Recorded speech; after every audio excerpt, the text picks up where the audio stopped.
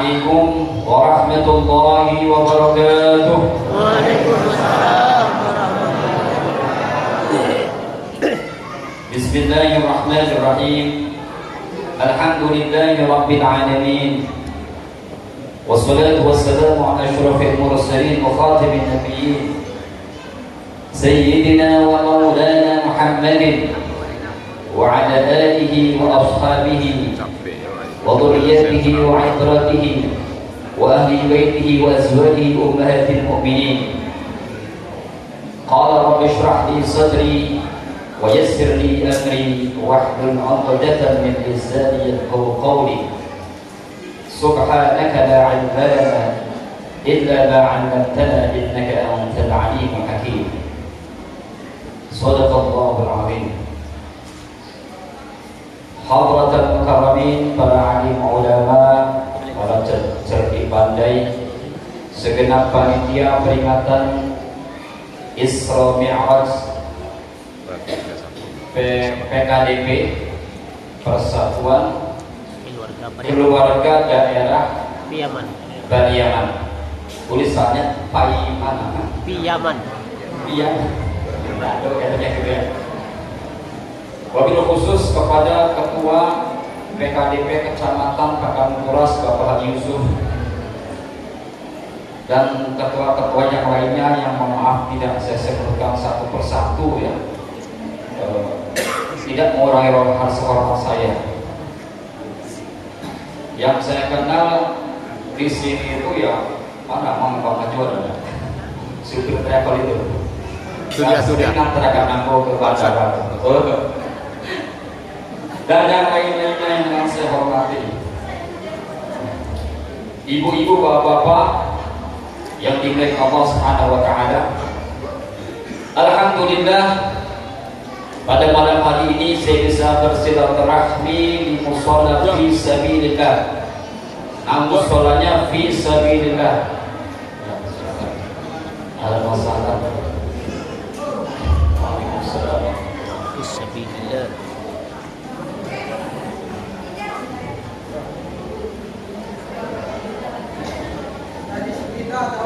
Sibrida. Oh, saya dari Surya Indah bisa bersilaturahmi ke mushola fisabilillah. Saya kira masjid ini luar biasa, mushola gede sekali. Dalam keadaan sehat walafiat, salawat beriring salam semoga tercurahkan kepada junjungan kita Nabi besar Muhammad sallallahu alaihi wasallam.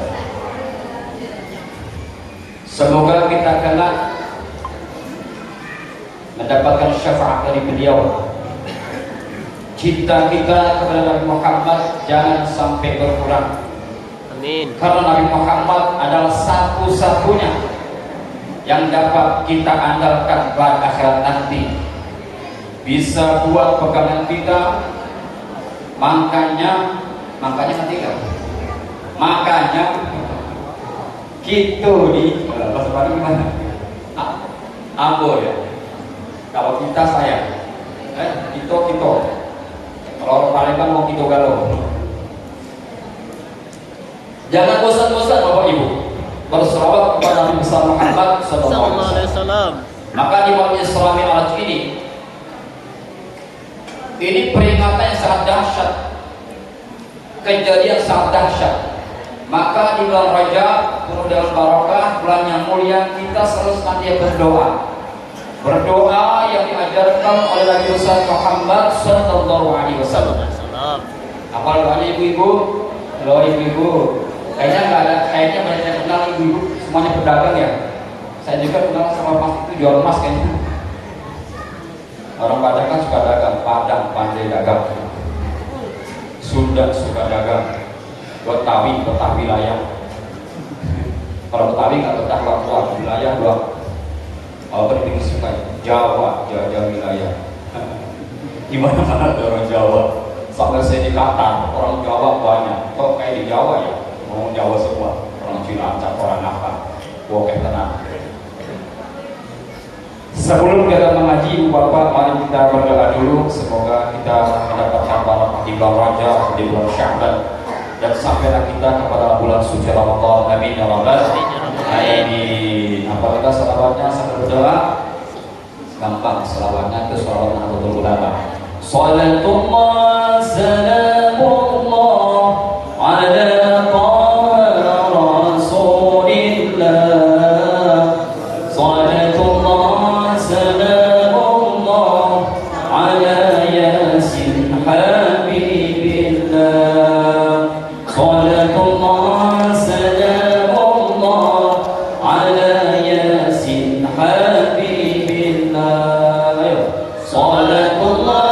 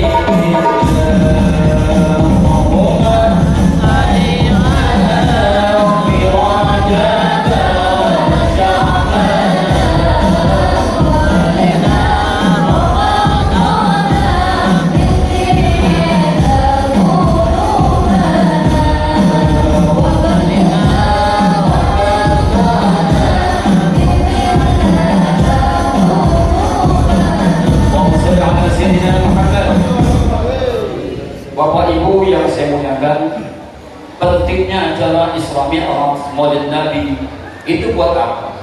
Yang pertama, kita kenal bahwasanya Nabi itu punya sifat sidik, amanah, tabligh, faqih. Selain itu Bapak-bapak, Ibu-ibu, apanya sidik Bapak? Ingat ya? Sidik benar. Tabligh, sidik, amanah, amanah yang menyampaikan. Amanah yang amanah percaya.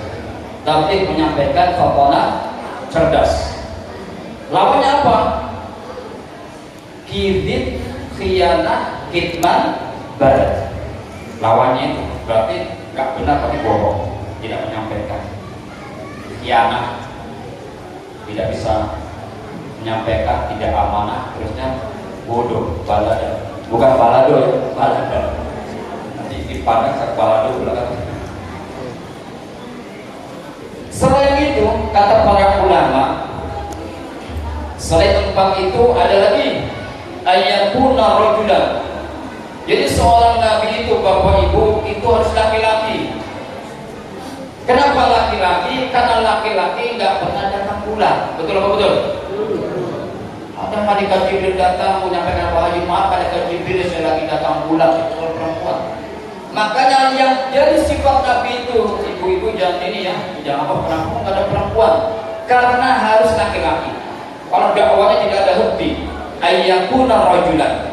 Yang keduanya lagi tambah lagi kata para ulama, seorang nabi ayyakuna akmalan nas. Sempurna Bapak Ibu, sempurna, perkasa, kuat, gagah.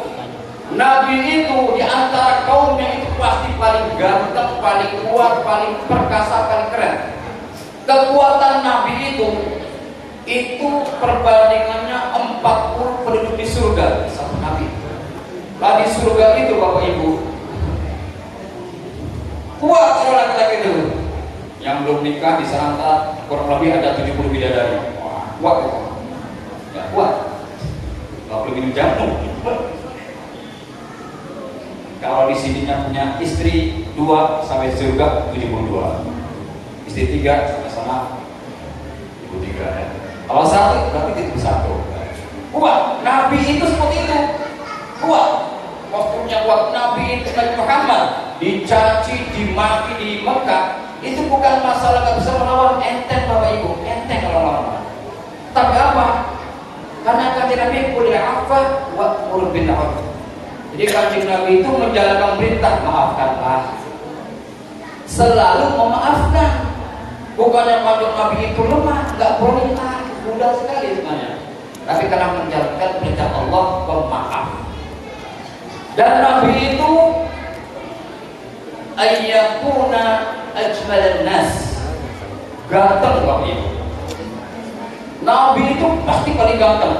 Ketika mau dapat zaman Nabi Yusuf, ya emang Nabi Yusuf nanti ganteng ya.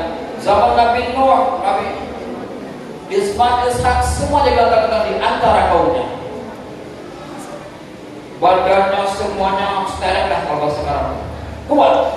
Makanya kanjeng Nabi Muhammad itu gantengnya luar biasa. Tetapi kanjeng Nabi Muhammad kegantengannya di bagian haibah. Tidak ada wanita yang memotong-motong sampai putus tangannya, nggak ada. Kalau Sidna Yusuf kan gantengnya covernya itu jadi wanita tersyahwat. Kalau Nabi Muhammad gantengnya itu dia haibah dengan hadis yang sangat luar biasa. Ganteng mana Nabi Yusuf dan Nabi Muhammad? Ya jauh Pak. Ganteng Nabi Muhammad. Kegantengannya separuh dunia ini ganteng dengan Muhammad.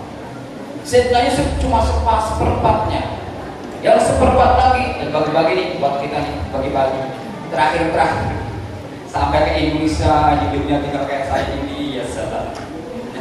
Alhamdulillah. Kalau di sana gede-gede ya orang-orang Arab. Kanjeng Nabi Muhammad gantengnya luar biasa. Wa ajmalu minka lam tarafatu ain. Dan Mustafa Atif wa bin Nasri dari Mesir. Itu kakak kelas saya waktu di sana. Mustafa Atif sering ke Indonesia yang lagu terkenalnya Qamarun dan muji kanjeng Nabi Muhammad sallallahu alaihi wasallam. Apabila kita muji kepada Nabi, kembalinya kepada kita Bapak Ibu. Bukan kembali kepada Nabi. Nabi sudah luar biasa, sudah sempurna, sudah ganteng. Wa kariman wa rahmatan wa imaman. Wa kariman wa rahmatan wa imaman wa aliman wa laysa fiqa yuqal. Saking karimnya kan Nabi, mulia, rahmah, ganteng. Kita muji-muji kanjeng Nabi, kemuliaan itu kembali kepada kita. Saking susahnya para orang-orang ahli qasaid sampai kanjeng Nabi dipuji anta syamsun anta badrun. Itu saking memuji seperti apa lagi karena gantengnya kanjeng Nabi. Wa ahsanu minka lam talid nisa. Jadi wa ajmalu minka lam tarqatu ain. Kata Sayyidina Hasan bin Sabit. Kegantengan kanjeng Nabi ini belum pernah mata begini memandang. Wa ahsanu minka lam wa ahsanu minka lam talid nisa. Khuliqta mubarra'an min kulli 'aibin ka'annama qad khuliqta kama tasha'u. Jadi kanjeng Nabi itu Pak Bu tercipta tanpa apa, min kulli 'aibin, sempurna. Kanjeng Nabi juga sama seperti kita, al-a'radu al-basyariyah, punya sifat-sifat seperti kita. Ya makan, yang beristri, punya anak, yang berkeringat, tetapi semuanya berbeda. Kalau keringat kanjeng Nabi baunya harum. Kalau keringat kita bapak-bapak baunya wassalamualaikum. Makanya nama dari Muhammad al-Tayyibah. Al-Tayyibah itu maknanya harum. harum. Jarak 1 kilo Kanjeng Nabi lewat, harumnya masih tertinggal. Kasturi, bukan kasturi yang kayak minyak itu ya, bukan yang ada kubu, bukan. Kasturi sangat luar biasa. Salaman ini, ada orang yang dipimpin bertemu Rasulullah salaman 1 minggu gak hilang bau harumnya. Ya percaya monggo, nggak percaya nggak apa-apa. Ini bukan beriman, tapi inilah betapa luar biasanya Kanjeng Nabi. Wanita termulia yang melahirkan Kanjeng Nabi namanya Sayyidah Aminah. Apakah ibu-ibu semua Nabi? Semua Nabi. Bapak Ibu, Abdullah nama. Abdul bukan Babul Ayam ya. Abdullah nama ayahnya Aminah ibu. Soalnya Abdul ini kurang hafalannya. Ganteng. Pada Nabi itu ganteng, sempurna. Terusnya lagi, seorang Nabi itu selain ganteng, laki-laki sempurna, ya itulah segitu tambahannya. Jadi supaya apa? Supaya kita jangan percaya kalau ada nabi-nabi pak.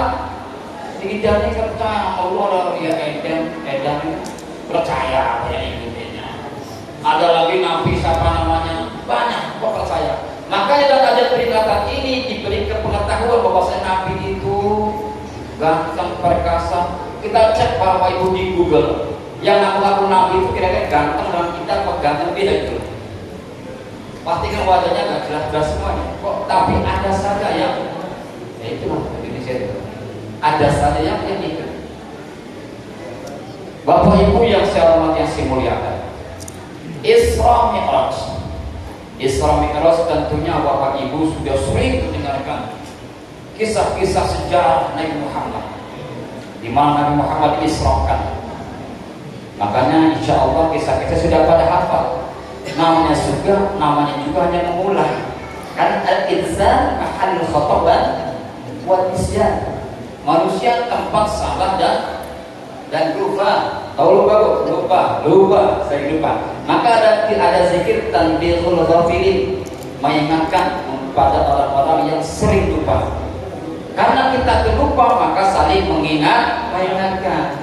Maka mohon maaf saya di sini bukan mengajari, yang ngaji bareng-bareng sama-sama ya, sama-sama kita menuntut ilmu. Kata Nabi Muhammad sallallahu alaihi wasallam, man salaka tariqan yaltamisu fihi ilman sahalallahu lahu tariqan ila jannah. Barang siapa yang meringankan, memudahkan langkah kakinya menuju majlisul ilm, menuntut ilmu, mencari ilmu, mendengarkan walaupun dengan ngantuk enggak? Enggak, alhamdulillah nih luar biasa. Masih strong kita.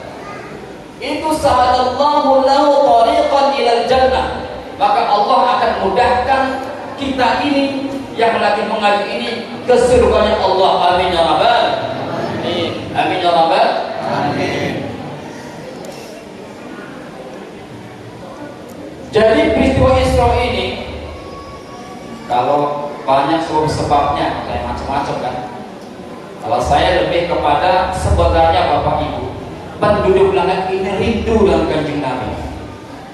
Karena Nabi Muhammad sallallahu alaihi wasallam adalah awal khalq. Allah menciptakan pertama makhluk ini adalah nur Sayyidina Rasulullah sallallahu alaihi wasallam. Jadi dulu itu Kanjeng Nabi masih nur, masih roh, itu para malaikat menikmati Kanjeng Nabi luar biasa. Tetapi setelah turun ke dunia, pada rindu para malaikat, para rindu makhluk-makhluk langit, akhirnya meminta kepada Allah, ya Allah temukanlah saya dengan Nabi Muhammad ruhan wa jasadan. Akhirnya dikabulkanlah oleh Allah. Terjadi menurut para ulama itu jumhur mengatakan 27 ya, malam 27 Rajab, malam 27 Rajab menjadi peristiwa sangat agung. Tidak sampai satu malam Bapak Ibu, tidak sampai. Bahkan ulama mengatakan ketika Kanjeng Nabi Isra itu sangat cepat sekali. Di kasurnya itu masih hangat sudah sampai kembali. Tetapi walaupun singkat, luar biasa mengalami beberapa peristiwa sangat dahsyat. Maka dari itu Nabi Muhammad SAW bersabda, "Ataitu bin Turabi." Ketika itu saya lagi di Masjidil Haram, didatangkan burung. Sebelah kanannya malaikat Jibril, sebelah kiri malaikat Mikail. Burung itu Pak, ketika mencakap itu sampai mentah bitolfi, sejauh mata memandang, mengatakan loncatan sampai nggak kelihatan. Itu cepatnya luar biasa. Di situ ada peristiwa ketika Nabi bus, gitu Pak, Bu. Ada yang panggil, "Ya Rasulullah, ya Rasul, sebentar." Kanjeng Nabi tidak menoleh, sama sekali tidak menoleh. Pergi lagi, banyak yang memanggil Kanjeng Nabi, tidak menoleh. Akhirnya dari Masjidil Haram berhenti dulu di Yasrib, yang sekarang adalah Madinah Al-Munawwarah. Kanjeng Nabi salat itu rakaatain. Di situ Kanjeng Nabi salat dua rakaat. Pergi lagi, Rokitu Al-Buraq, pergi lagi, naik buraq lagi, bus di situ. Lalu Kanjeng Nabi ditanya pada malaikat Jibril, "Ya Rasulullah, hal ta'rif, tadi tempat yang kamu sholat itu, kamu tahu nggak itu namanya?" Saya belum tahu. Itu adalah Madinah, Yasrib, yang kelak nanti akan menjadi tujuan hijrah antum di situ dengan para umatnya. Oh, gitu. Jadi di situ ketika itu Masjid Nabawi belum dibangun. Pergi lagi Nabi Muhammad di situ lagi berhenti sholat di Bethlehem, Baitul Lahmi, itu tempat lahirnya Sayyidina Isa alaihissalam. Baitul Lahmi itu sekitar dari Baitul Maqdis 10 km dari situ. Tempat kelahirannya Sayyidina Isa bin Maryam bin Sayyidah Maryam. Jadi Sayyidina Isa ini dilahirkan di situ Baitul Lahmi. Jadi Sayyidina Isa ini lahirnya juga cepat Bapak Ibu, lahirnya cepat. Enggak kayak hamil orang-orang lama itu enggak. Kalau ulama mengatakan ke mas guru saya 1 jam aja hamil bisa langsung melahirkan dan tidak mengalami sakit. Sayyidah Maryam ini. Makanya Sayyidina Isa juga cepat perkembangannya. Sayyidina Isa ini termasuk nabi yang jarang makan, makanya kalau diketahui wajahnya putih berseri, rambutnya hitam lurus, setiap hari bermunajat, tidak pernah melihat orang itu Sayyidina Isa tidur, tidak pernah melihat makan. Akhirnya pengikutnya, waduh ini kok nggak pernah makan, nggak pernah tidur. Para kaumnya itu ketika bangun lihat lagi munajat. Akhirnya wah ini itu hadir. Karena makanya jadi Muhammad itu kan ya makan, ya ada tidurnya. Tapi tidurnya Kanjeng Nabi bukan seperti tidurnya kita, ya. Tanamu a'yunuhum wa la tanamu qulubuhum. Yang tidur hanya matanya saja, hatinya tetap berzikir kepada Allah Subhanahu wa taala. Kalau kita nempel kasur udah tidur, udah blon kita. Kalau Kanjeng Nabi yang tidur matanya saja, hatinya tidak tidur.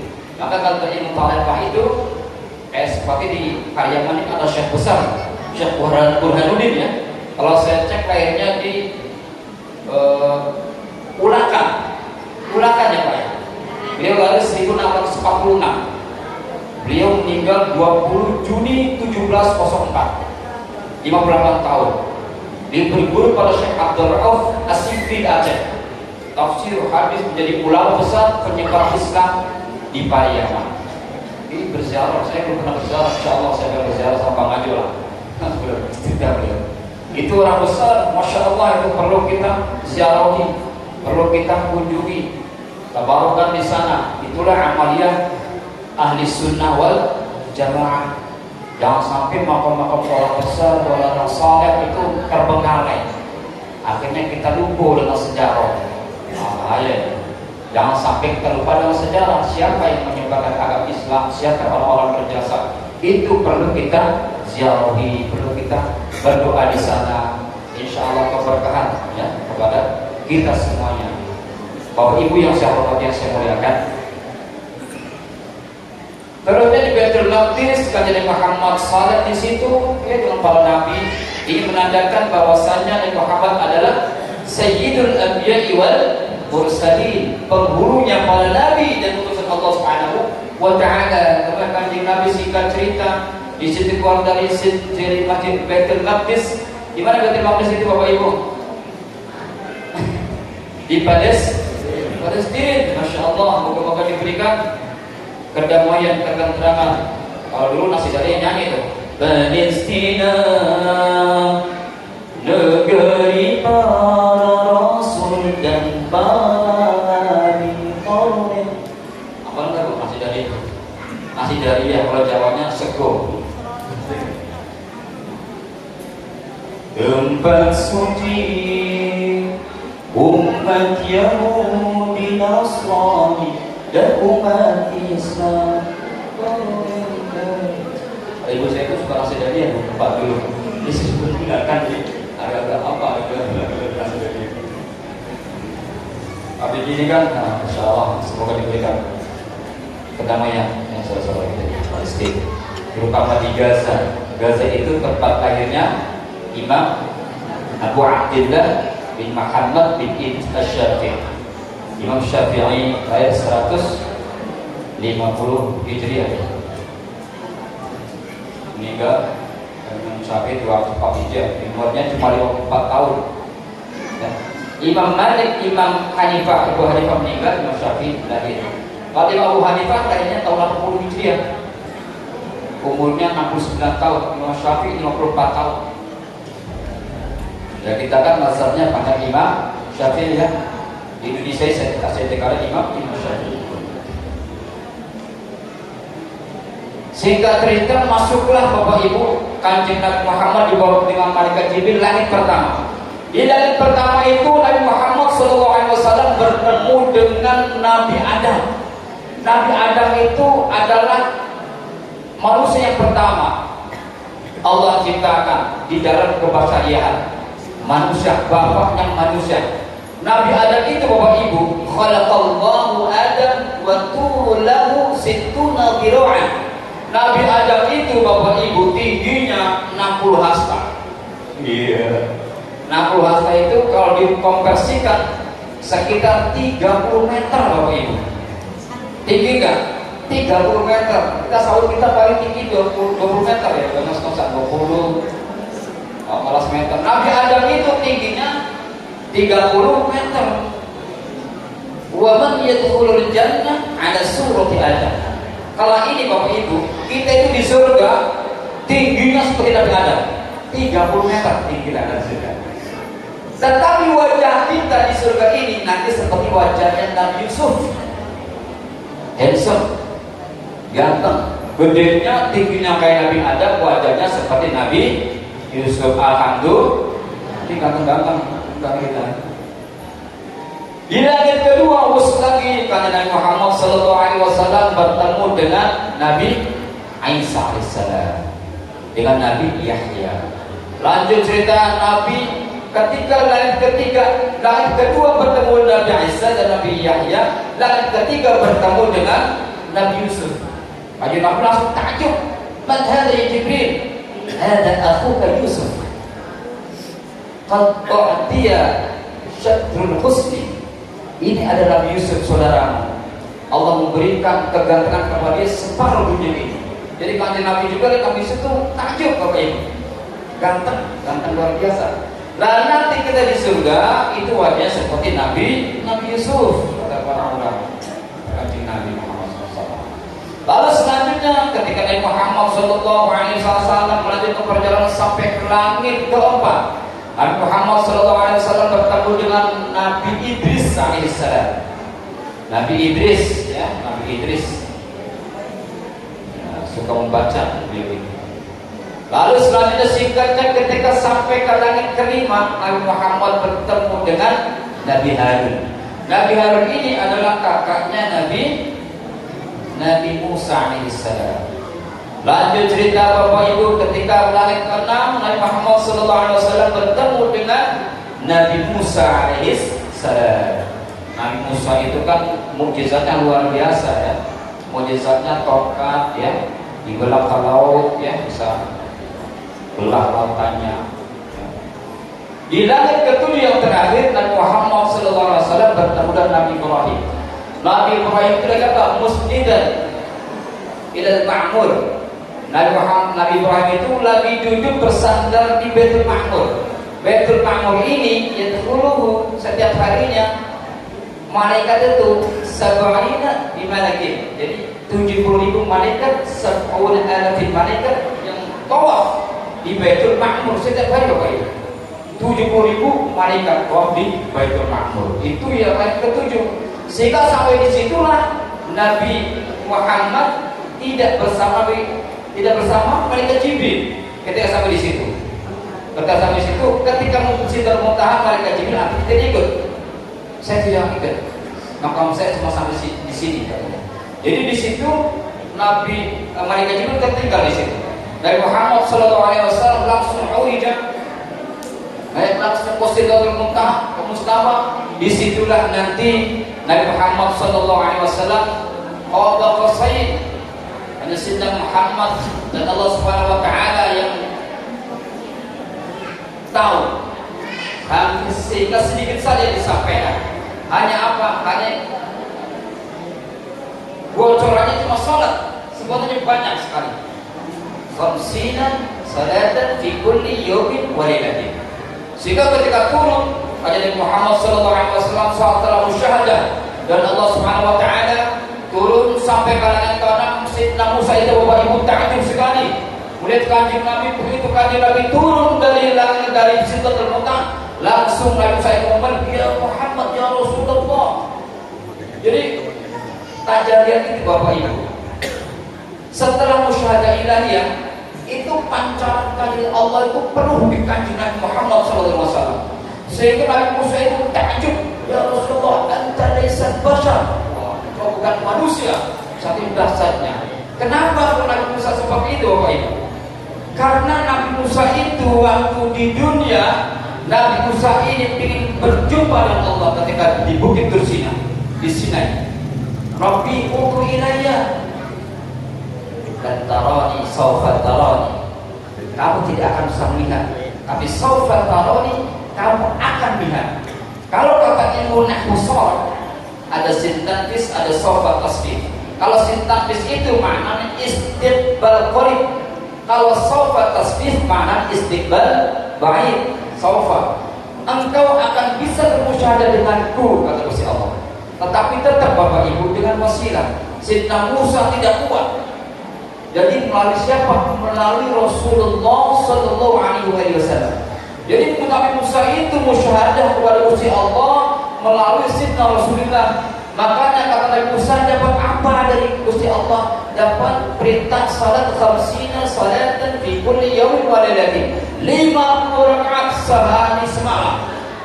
Kata Sayyidina Musa, ya Allah Rabbik, kembali kamu bakal kuat umatmu itu. Inna ummatan la yutiquna dzalik. Kata Sayyidina Musa, umatku enggak akan kuat 50 rakaat. Akhirnya tanya, apa harus gimana? Is'aluhu fas'aluhu takhfif ala ummatik. Kata Sayyidina Musa, minta diskon kepada Gusti Allah untuk umatmu. Ternyata kanjeng Nabi terus pulang lagi diskon 5. Kata Sayyidina Musa, takhfif irji'ala rabbik sampailah kepada 5 rakaat. Itu ceritanya. 5 rakaat juga kata Sayyidina Musa, irji'ala rabbik, kembali. Gak kuat. Enggak, kata kanjeng Nabi. Azhar, saya tidak akan ke sana. Saya sudah mati, kata kanjeng Nabi. Tetapi Gusti Allah, walaupun kita salatnya 5 rakaat, ya, sehari semalam, tetapi mendapatkan pahala sama seperti orang salat 50 rakaat. Di kulli salatin asyur. Ya, setiap satu salat itu pahalanya 10. Maka 5 rakaat, 5 waktu, maksudnya 5 waktu itu mendapatkan pahala 10, mendapatkan 50 pahalanya. Bahkan umat Nabi Muhammad ini dikasih kelebihan oleh Allah Subhanahu wa taala. Dalam hadisnya kanjeng Nabi ini bahwasanya wa man hamma, ketika seorang itu berniat bihasanatin, ingin kebaikan saja, berniat ingin melakukan kebaikan, falam ya'malha, tetapi dia tidak mengerjakannya, maka kutibat lahu asyru. Kita ini Pak muridnya nanti malam saya mau sholat tahajud. Kesianan Bu. Itu pahala, satu kebaikan. Ya. Tetapi kalau ya'malha mengerjakannya, maka mendapatkan kutibat lahu asyru. Mendapatkan 10 kebaikan. Tetapi waman hamma bisayyi'atin, ketika berniat untuk berbuat yang tidak baik, walam ya'malha, dan tidak mengerjakannya, maka lam taktub, tidak dicatat kejelekan. Niatnya mau berbuat jelek tapi tidak dikerjakan, tidak mendapatkan dosa, tidak mendapatkan kejelekan. Tetapi ketika dikerjakan hanya mendapatkan kutibat lahu sayyi'ah, satu saja. Itulah kelebihan dari umat yang besar Muhammad Sallallahu Alaihi Wasallam. Jadi Bapak Ibu yang sekarang lima waktu ini, masya Allah, yang lima waktu ini sini sudah luar biasa, diskon kecil-kecilan, diskon gede-gedean. Yang tadinya 50 rakaat terus menerus sehingga menjadi 50 rakaat menjadi 5 waktu. Ya, sehingga kita sebagai umat Nabi Muhammad, mari kita bersama-sama jangan sampai kita ini mudah meninggalkan salat, dibuat gampang, dibuat ringan, jangan sampai. Jadi kalau kata guru-guru kita bahwasanya umpamanya di satu keluarga kok ada yang gak sholat, maka ini membuatkan rezeki kita tidak lancar. Kita sholat, istri gak sholat, rezeki gak lancar. Kita sholat, istri sholat, anak gak sholat, rezeki gak lancar. Maka dari itu membangun rumah tangga, mari kalau musholanya jauh, masjidnya jauh, atau hujan, sholat di rumah berjamaah bersama-sama, itu akan melancarkan rezeki yang diberikan oleh Allah Subhanahu wa Ta'ala. Salatullah salamullah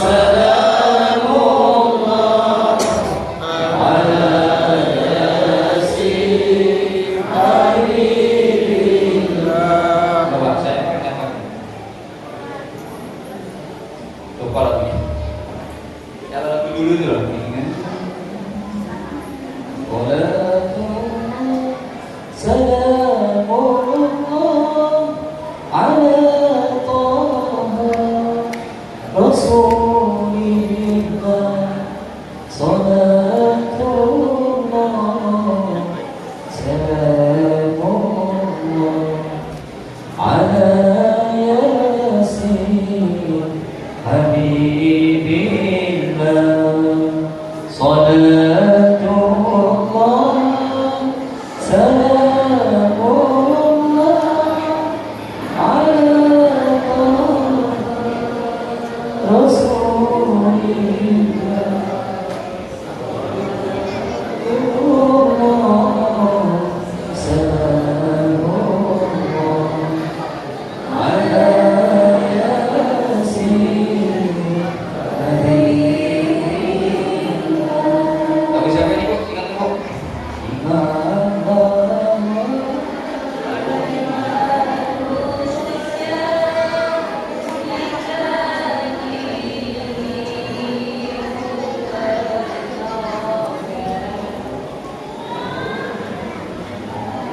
sampai jam berapa ini? Kamu jawab terus ya, setengah jam lagi, 20 menit.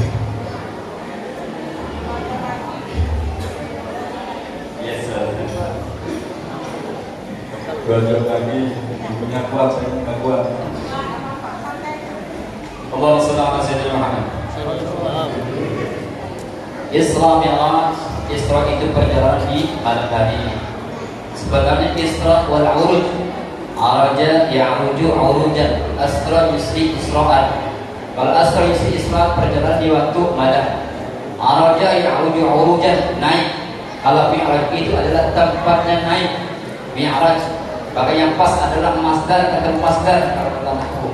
Isra wal Uruj, perjalanan malam dan naik. Kalau Mi'raj itu adalah isim alatnya naik berarti liftnya itu. Jadi buruk itu tidak cuma naik ke atas, dicam-cam di Baitul Maqdis. Bapak Ibu yang saya hormati, saya muliakan, sampai sekarang ada batu di situ di Baitul Maqdis sampai sekarang tetap nambang. Tahu nambang ya? Gantung sampai sekarang. Ketika Nabi di situ, batu sangat bangga, diinjak oleh Qadar Syarif kaki mulia Rasulullah Sallallahu Alaihi Wasallam. Bapak Ibu, batu ketika diinjak kanjeng Nabi itu langsung meleleh Bapak Ibu. Karena Nabi makhluk yang mulia, batu itu bangga untuk menandakan, untuk menjadi kenang-kenangan. Jadi kayak adonan tepung, nampaknya masih ada di situ.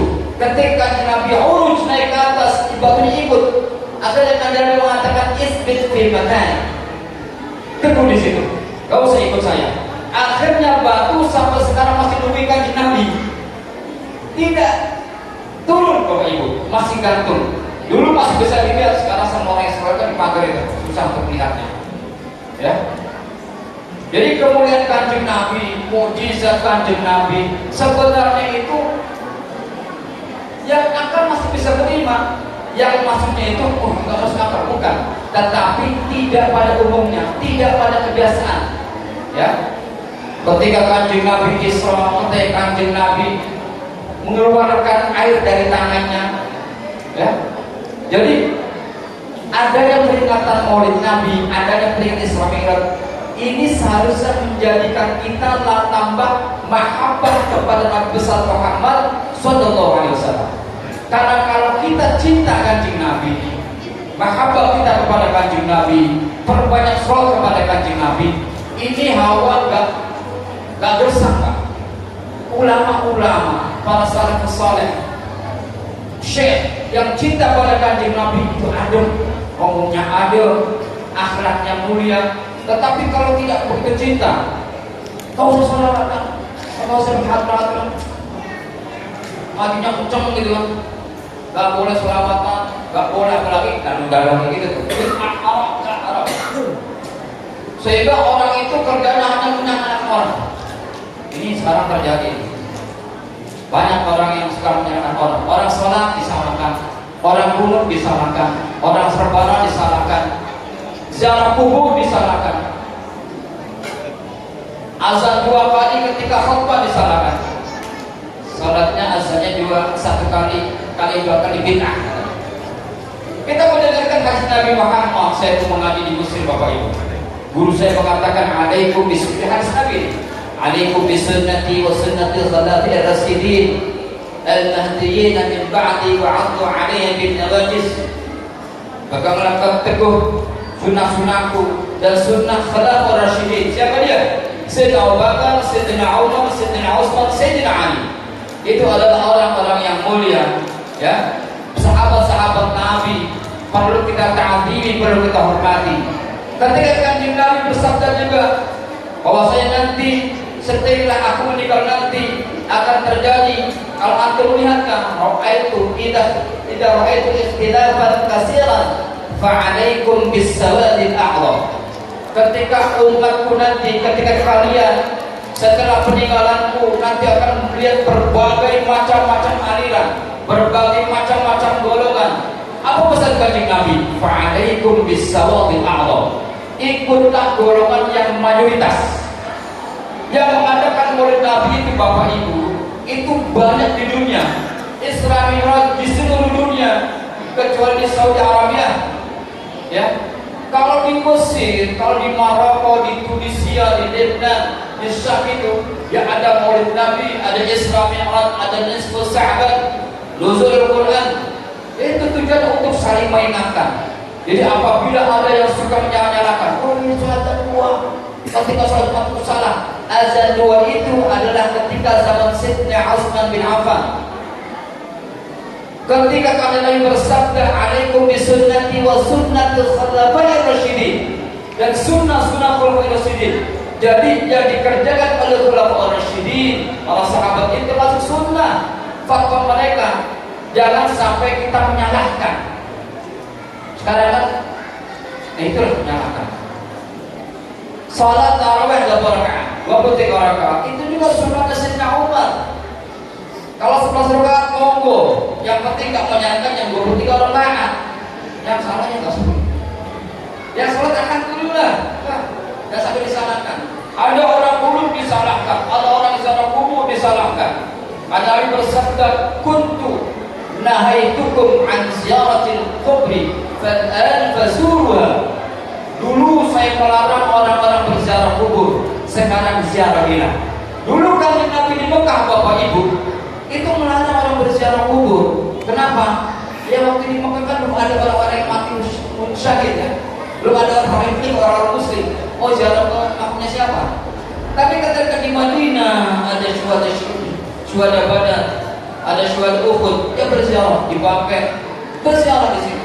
Al-an fazurha. Maka orang-orang berziarah kubur, maka orang-orang yang memberi sedekah, orang yang dikasih Bapak Ibu ya, bersedekah. Sedekahnya buat siapa? Buat orang tua saya yang sudah meninggal. Ada dalilnya, ada. Bapak Ibu, katakan jadi Muhammad dalam kitab Wasiyatul Mustafa ya. Man at'ama musliman wahidan, barang siapa yang memberi makan satu orang aja nih, orang muslim satu orang, memberikan itu kalau sebenarnya Bapak Ibu ya, satu gorengan, roti. Orang Islam apa yang diberikan? Apa yang didapatkan? Alfa alfin hasanatin, 1 juta kebaikan Bapak Ibu. Ini yang saudara luar biasa ya. Terusnya apa? Wa muha alfa alfin sayyi'atin, menghapus 1 juta kejelekan. Apalagi diniatkan untuk, kalau di kita itu kan ada tradisi tahlilan, itu disedekahkan. Sedekah kita diniatkan untuk bersedekah orang yang telah meninggal, orang tua kita, kakek kita, nenek kita, semuanya disedekahkan. Itu luar biasa. Kalau satu orang saja sudah mendapatkan 1 juta kebaikan, menghapuskan 1 juta kejelekan. Irfa' dan mangkat alfi hasanah, alfi darajah, dan mangkat 1000 derajat. Kalau kita undang 40 orang udah berapa puluh juta kalau kita kalkulasikan.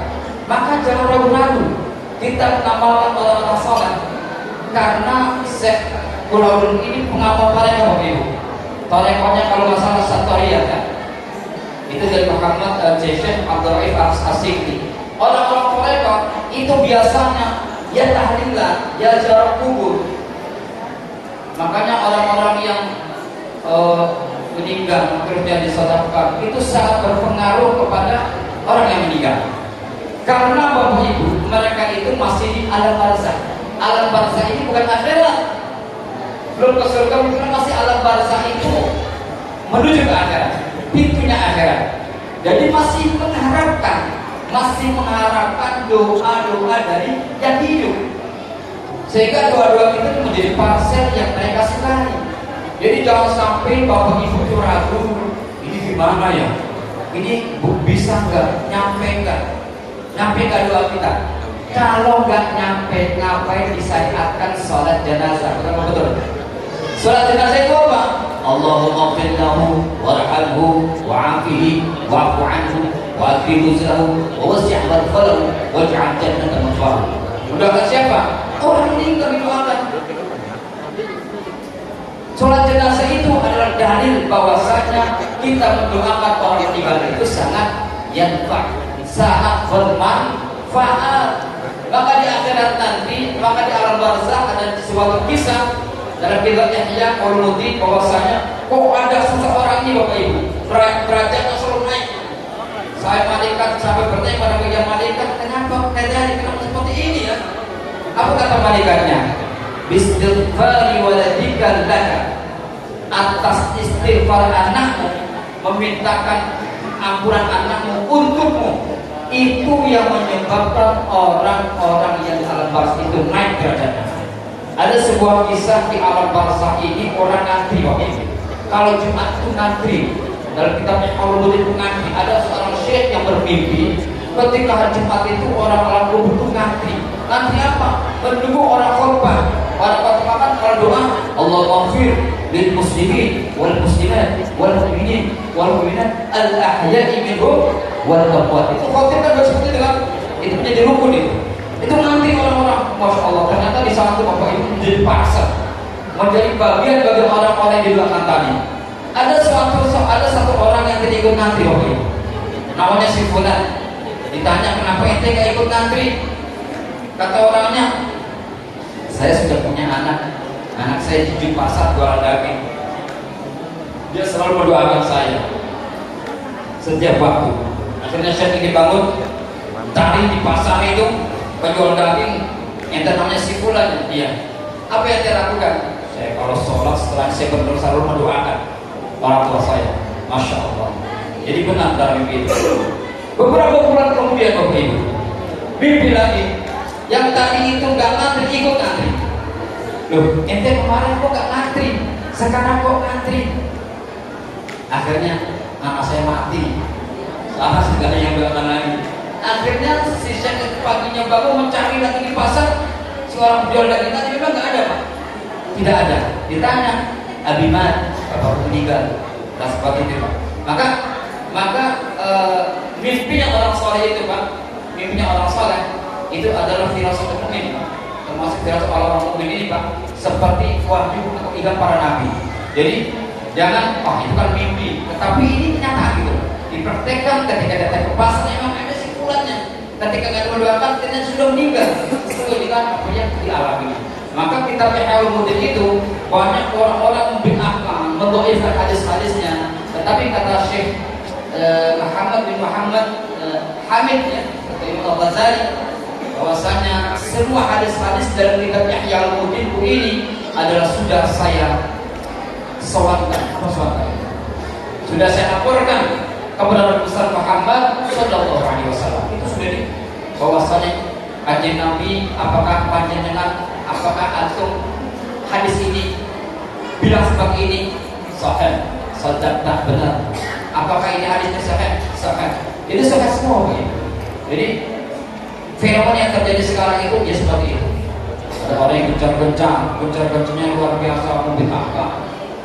Orang nggak perlu mazhab lagi. Abu Somad itu kan dihantam itu, wah, orang-orang wahaboy, ya. Nah gitulah, pokoknya sisi apa. Maka kita ini jangan sampai ikut-ikutan seperti itu. Maka kita adalah murid-murid dari Syekh Burhanuddin, murid-murid dari Salafus Saleh, wali-wali Allah, ya. Imam Syafi'i itu semua bersiar kubur, Imam Malik. Imam Malik itu Bapak Ibu, setiap beliau sebelum menyampaikan daras kepada murid-murid bersahabat ini, beliau berziarah dulu ke Raudhah Syarifah. Dimakan kaji Nabi sallallahu alaihi ya Rasulullah. Setelah seperti itu baru beliau menyampaikan. Itu orang-orang saleh. Maka sekarang ini banyak sekali orang-orang yang membid'ah-bid'ahkan seperti itu. Saya harap Bapak Ibu yang hadir di sini tetaplah jangan sampai ragu menjalankan amaliyah Ahlus Sunnah wal Jamaah.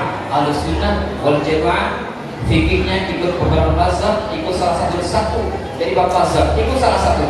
Kalau di sini Imam Syafi'i, akidahnya Asy'ariyah, Al-Maturidiyah, tasawufnya Imam Ahmad Junaid dan Imam Al-Ghazali. Maka di sini kita tidak akan tersesat. Maka di dalam akidah dari awam itu kan ada semua kisah-kisah sifat-sifat Allah, istri-istri kanjeng Nabi, putra-putra kanjeng Nabi. Maka dilanjutkan Nabiyuna Muhammadun qad ursila. Bukan kayak gitu. Kita akan awam ini. Nabiyuna Muhammadun qad ursila lil alamin rahmatan wa hudiyah. Abuhu Abdullahi Abdul Muttalib wa Hashimu Abdi Manafi Yattasib wa ummuhu Aminatul Zuhriyah Al-Ta'athu Halimatul Sa'diyah Mauliduhu bimakkatat Aminah wafatuhu biqaibatal Madinah. Allahumma salli sallim ala Sayyidina wa maulana Muhammadin ala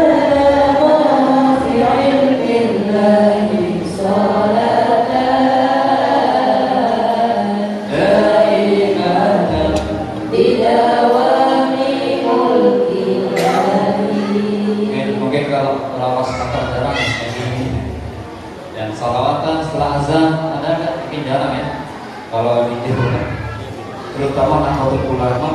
Nah itu setelah azan menunggu jamaah berdoa selawatan gitu. Tapi kalau orang-orang Sumatera lebih pada berazan menunggu biasa. Kalau di Mesir Bapak Ibu setelah azan baca Quran, muazzin itu qira'ah. Setelah qira'ah sekitar 10 menit baru qamar. Sebelum qamar kirim Fatihah. Tergantung ada makom siapa di situ. Ada makom Sayyidina Qusay, kirim Fatihah kepada Sayyidina Qusay, Sayyidah Zainab, Sayyidah Zainab. Jadi baca Quran, qamar. Terus qamar setelah selesai sholat berzikir sama seperti di Indonesia. Berzikir 33 rasa seperti itu. Jadi kalau ada orang umrah, aduh pulang-pulang umrah di Mekah itu nggak ada zikir katanya. Dari sini berzikir jahar kencang, pulang umrah 9 hari nggak mau zikir kencang, nggak mau pulang seakan itu menjadi kiblat. Dan sekarang kan sudah Wahabi, ya, sudah nggak seperti yang dulu. Ketika ada Syekh Fatih menjadi imam besar di sana, Al-Minangkabau itu kan jadi imam besar, mengenali batas, Khatib Sampas, itu masih seperti kita. Tapi setelah 1924 terjadi revolusi Ibnu Saud, itu berubah. Maka istilahnya itu kiblat kita tetap ke Ka'bah, kiblat kita ke Saudi, tetapi masalah keilmuan itu bukan semuanya dari sana, tetapi yang masih asli ya cinta sahabat, cinta ahlul bait adalah ya seperti di Mesir, di Maroko, itu seperti di Indonesia. Islamnya seperti di Indonesia, sholat kubur, tahlil dan sebagainya. Maka ketika saya pulang dulu pikirannya saya ini Wahabi. Ya alhamdulillah saya di sini bertorekah, saya juga di sana di Al-Azhar itu kajiannya seperti pondok pesantren. Persis seperti pondok pesantren. Ada umis, ada itunya, tapi sudah berbentuk bintang. Dan di dalam akhlak itu kan ada ala-ala itu ada juga sekali tapi sudah berbentuk rumusan, sudah berbentuk ringkasan di sana. Namanya khulasah, ya. Di situ. Maka jangan dikira ini harus seperti Saudi, tidak. Tetapi kita yang dibawa oleh wali-wali ada di Indonesia ini sudah menjadi ajaran atau amaliyah yang tepat dan benar. Warisan di sana, kalau Maulid Nabi itu karnaval, para torekoh itu karnaval. Torekoh di sana itu ada 73, seperti golongan Islam, ya. Saya rasa bersepain firqatan 73 golongan torekoh di sana. Kalau di sini di Jatman itu ada 45 torekoh. Saya kira di Padang juga banyak orang torekoh. Saya lihat di YouTube juga ada Buya Razi itu kan, yang punya ribat itu di Ciputat, itu juga ada pengamal torekoh. Nah itu yang ikuti Bapak Ibu, ya. Istilahnya itu tetap kita amalnya kita ahli sunnah wal jamaah, jangan sampai kita ikut-ikutan yang gancang-gancang, ya. Jadi di dalam rangka Islam Lewat ini memperingati ini, yang pertama semoga kita semakin cinta kepada Nabi kita dan Muhammad SAW. Yang keduanya mari bersama-sama untuk teguhkan keyakinan kita, percaya kepada syariat Islam dengan menjalankan salat di waktu, apalagi datanya sebelum azan itu luar biasa. Kalbarki nanti di shiratal mustaqim, kalbarki, siapa yang datang ke masjid musola qabla azan, apa yang diberikan oleh Allah nanti di shiratal mustaqim kalbarki seperti kilat. Itu masya Allah. Yang datang sebelum azan, apalagi sampai zikir, sampai sholat qabliyah, ba'diyah. Jadi kalau kita sholat di rumah kayaknya malas kalau sholat sunnah. Kalau datang ke masjid itu pasti sholat sunnahnya ada biasanya. Qabliyah dulu, setelahnya ba'diyah. Kalau di rumah sholat saja, sunnahnya tambahan. Kalau di masjid, makanya kalau Bapak Ibu ke haji itu atau umrah pasti semangat itu. Kenapa? Karena demanya banyak, ibadah terus ada yang ngikutin. Tapi kalau sendiri di rumah, paling sholat selesai udah jarang ke sholat sunnah. Maka dari itu masjid musola menjadikan tempat kita bertambah ibadah di situ, menambah yang tadinya sholat zuhur tambah qabliyah, ba'diyah, zikir, doa, doakan anak-anak kita. Semoga yang hadir di sini diberikan rezeki yang barokah, diberikan keturunan yang saleh salehah, mendapatkan kecintaan kepada Nabi Muhammad SAW mendapat cinta, merasakan manisnya iman. Bertemu ini bernilai silaturahmi. Bertemu ini menjadikan nilai silaturahmi. Silaturahmi ini adalah meluaskan rezeki, memanjangkan umur kita. Maka ketika kita berjumpa harus bahagia. Ayyamuna bidaqaikum afrahu wa zamanuna fadhul wa antum rahu. Semoga perjumpaan ini menjadi perjumpaan yang barokah. Perjumpaan silaturahmi kita menjadi silaturahmi yang penuh dengan manfaat, bertambahnya rezeki, dipanjangkan umur oleh Allah Subhanahu wa taala. Kira itu saja yang dapat saya sampaikan. Semoga bermanfaat bagi kita semuanya. Sebelum kita pulang, saya sering doa tadi ya. Saya doa dulu, mari kita bersama-sama berdoa. Semoga doa-doa kita ini dikabulkan oleh Allah Subhanahu wa taala. Al-Fatihah.